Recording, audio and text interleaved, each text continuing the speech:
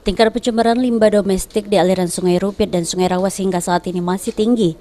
Penyebabnya karena masih rendahnya kesadaran masyarakat untuk tidak membuang sampah ke sungai. Jika kondisi ini tidak segera diatasi, akan berdampak buruk bagi lingkungan sekitar dan kehidupan manusia.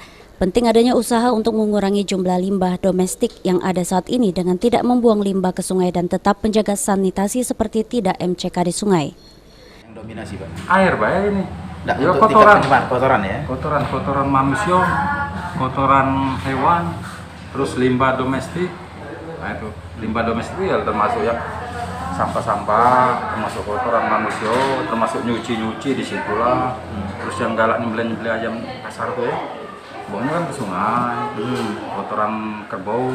Nah itu buang limbah domestik ke sungai dengan catatan itu karena buat kakus dewek kan, buat buang limbah dewek gitu kan. Nah itu adanya di tempat-tempat tertentu. Disampaikan juga oleh Gunawan, dirinya menghimbau kepada warga untuk tidak membuang dan MCK ke sungai sebagai usaha dalam menjaga kelestarian alam dan ekosistem sungai ke depan.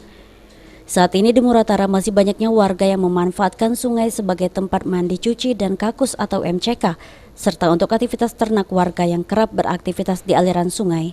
Adi Arianza, PAL TV.